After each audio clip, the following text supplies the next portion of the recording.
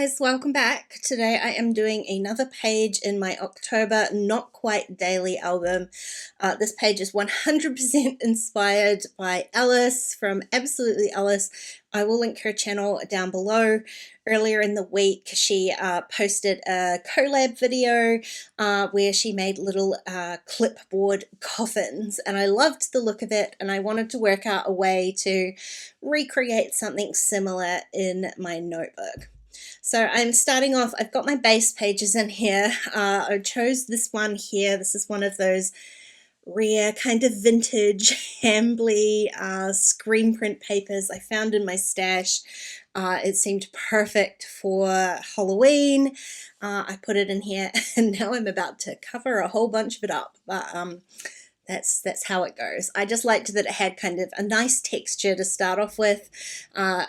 Alice's clipboards were like really chunky and filled with bits and pieces, sequin mixes and ephemera and all sorts of things. I want to create the same sort of look, but obviously I can't actually have that much bulk in my notebook, so I need to make things a little bit flatter. I do want to get some texture in there, so this does end up being a little bit of a bulky page, but definitely nowhere near as much as the actual clipboard coffins are. So I'm starting out, I've got some glitter paper. It's a little bit hard to see here on camera. It is just white glitter paper. And I've kind of just free-handed a coffin shape. And spoiler alert, I don't like it.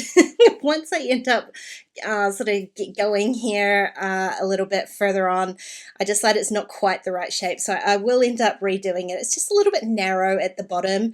And I want to add a lot of layers in here. And you kind of lose the fact that it's a coffin shape because it is so narrow at the bottom.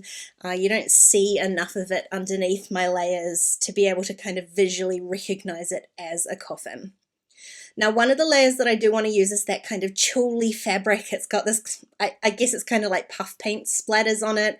It is truly a creepy kind of weird texture. I really want to use that. That was actually a gift from Alice herself. And I want to get that in here somehow. I decided that the easiest way to do that would be to maybe make like a little banner shape, which is what I'm doing now. I trimmed out one of those 31 collection, just 8x8 paper pads. I love this little stripe.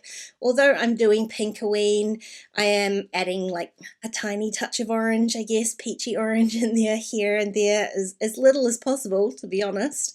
But I am digressing from my purely pink, white, and black rules that I set for myself, just to make things a little bit easier, because a lot of the product that I have has some of these orange tones in here.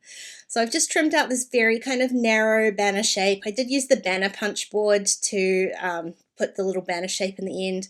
You definitely can freehand that with scissors, but I actually find it so much easier to make sure it's straight first time just with that punch board. And then I ran it through my sewing machine. I stitched all the way around the edge of it.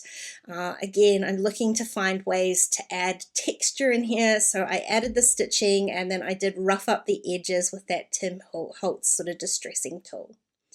Now I'm trying to work out layers, and this is where I decide that I really don't love the shape of the coffin. I'm going to end up adding my tulle onto the little banner instead of a whole piece, which I was going to do. I'm going to end up just using this little strip. So I've trimmed out, I guess it's about 1 inch wide, maybe a little bit less. And I'm going to ruffle that down, that banner piece, and just stitch it in place. So I didn't adhere it beforehand. I just sort of free-handed it. So that does provide the main kind of bulk of this page, apart from that clip at the top, obviously. But, you know, I really wanted to make it look like everything was clipped on there. Eventually what will happen is everything will end up being adhered down, and so I won't really need the clip. It's there more as an embellishment. That way I can remove it when I want to work on other pages in the notebook, so I'm not going to have to work around that bulky great big clip. It will be able to be removed without the whole page falling apart. It's just that nothing's actually attached at the moment. So here I am redoing my little coffin shape.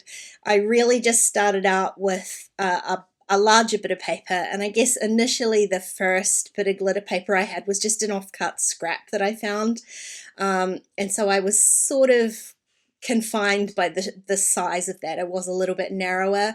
I did find a whole sheet in a project pad, so I'm using that instead. So I've trimmed it so it's only about 1/4 of an inch narrower than my actual page. And the other alteration that I'm making, and it's amazing how much a tiny little difference like that makes. The top 2 cuts I left basically the same. All I'm doing is making sure that the bottom of that coffin shape is a little bit wider. So if you want to have a go at making one of these yourself, I would suggest making the bottom wider to start off with. You can always make it more narrow. You cannot make it wider without recutting another one. So tiny hint, learn from my mistakes. I keep trying to layer in this 31 piece. That was like a die cut kind of, not a die cut, like a cut apart piece. It's just too wide. I'm gonna end up like destroying that coffin shape again. So I decided to give up on that. It was just that I wanted to add layers into this. And so I'm gonna do that with my actual photo here. Now my whole point of this page, this is definitely a no filter needed kind of photo for Halloween. It's we've had some rough times over here. Lou has been quite sick, and so I have not had a whole lot of sleep at this point when that photo was taken for upwards of a couple of weeks, and so I was not functioning particularly well, and I woke up one morning and just thought, oh, I don't even feel like a human, I feel like a zombie. And that was sort of the inspiration for my page. So I snapped a quick photo. It is not a good one. It is black and white for a very good reason.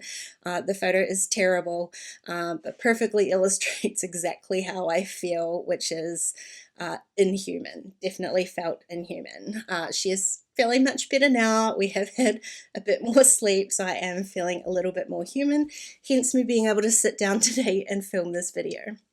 So I took a piece of white cardstock and just folded it in half, and I've done my journaling on the inside so I can hide that little story that I've just told you. I did end up going and taking that over to my sewing machine, and I stitched about a 1/2 an inch along from the top, and that way I get a flat piece that I can clip under my clip, but the photo still flips up really easily. If the whole thing was folded, it would be a bit sort of hard to fold it up around the clip. So just adding that little line of stitching gives the clip something flat to hold on to and lets my photo flip up. Now this is where I'm going to start adhering stuff down. So I've added a little bit of adhesive under the photo.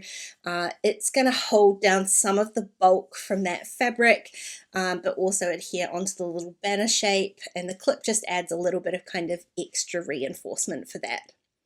Now I do want to add like some more layers. I'm just not quite sure what to add. I'm starting by going through the die cut ephemera pack, and I do find a couple. I'm going to use this, it says scary and cute. I'm going to hide the cute bit so it just says scary because that's how it feels. It feels scary looking at that photo. And the other one that I end up using is this little broomstick. I've pulled it out several times to use on a page and it's just never felt right, but I kind of liked the idea of using this as a layer purely for the fact that it's not going to hide a whole lot of the other layers underneath there. So I'm going to add a fairly large piece of double-sided tape here under my scary and cute piece, and I'm going to adhere that all the way across so that you can still see the bottom of it underneath my photo, just not all of those words. And the little broomstick, I'm going to trim off a chunk of that so that I can pop that in underneath that scary and cute label. It looks like it's going to run the whole way up, but it actually doesn't, so I get that extra layer without a whole lot of extra bulk in there. I've really only added a little bit of adhesive kind of under the handle of the broom, I guess, because nothing really is going to stick to that glitter paper without adding sort of liquid adhesive. So I just use a little bit of double-sided tape, and it's really only attached to that kind of banner piece. Now I wanted to add a little bit of extra sort of layers, I guess, but something around that scary label. It kind of is the only thing on the page that's horizontal. Everything else is quite kind of vertical. So I want to add another horizontal element. This is kind of, I don't even know what the tape's called. It's just, it feels like sort of Dymo tape. It's from Tim Holtz. It's really cute. It's kind of difficult to work with, but I love the texture it has. It's quite shiny, and it's definitely, the text is raised. It's quite fun, but it's just difficult to use. And the last little vertical element that I'm going to add is I'm going to trim off the spider from that die cut piece just to make it a little bit smaller, and I can add that at the top. I'm going to again do the same thing just with a little bit of double-sided tape, and it's going to adhere onto my folded piece, and so I will fold that up just a little bit to make sure that it gets a crease in it so it's not going to pop off when I fold up my photo. So that's really the bulk of my kind of clipboard piece done. I am going to attach that onto the page, like I said, not just with the clip. So I'm going to use a fairly large chunk of double-sided tape. It is quite a bulky page. I just want to make sure that it's stuck down really well, and I'm going to add the clip back in afterwards. Now, one of the things that I really wanted to add onto this page was the title, because like I said, when I woke up that morning and I decided to do a page about this particular story, I really had picked out a title then in my mind. So this is it. I'm using my favorite little Penelope alpha, and I'm gonna stamp out Ombie. So that's a zombie without any Z's, because if you've got no sleep, you've had no Z's. So that was my theory behind the title there, my Ombie, which actually worked out quite well because I never would have been able to fit it in with a Z. I'm going to use this little typewriter stamp from Citrus Twist just to fill in the blanks there in case I forget this particular story. So I'm just adding in brackets no Z's because I'm an Ombie with no Z's. The rest of the story is in my hidden journaling, but I just like that it kind of makes a full page out of this, so I'm not going to end up with this page competing with anything next to it. Some of my pages in this notebook have been kind of single pages. This one I thought deserved a double page spread. Now the kind of stamped title is a little bit sad on its own. I want to add just a tiny bit of color in here, so I'm going to add some of these puffy stickers, the candy corn, for no other reason other than it gets a bit of pink and a bit of orange onto that left hand side. I'm going to add a couple over on the right just to tie the whole thing together and call my page done. This was such a fun page. I will leave a link below to Alice's original video, and it just goes to show you can put something bulky and happy maily and cute into a traveler's notebook if you really feel so inclined. Hey, thanks for watching today, guys. If you enjoyed this video, please give it a thumbs up, and don't forget to subscribe to my channel if you haven't already. If you want to keep watching, I'm going to leave a couple of videos on screen. Otherwise, I'll see you again really soon. Bye.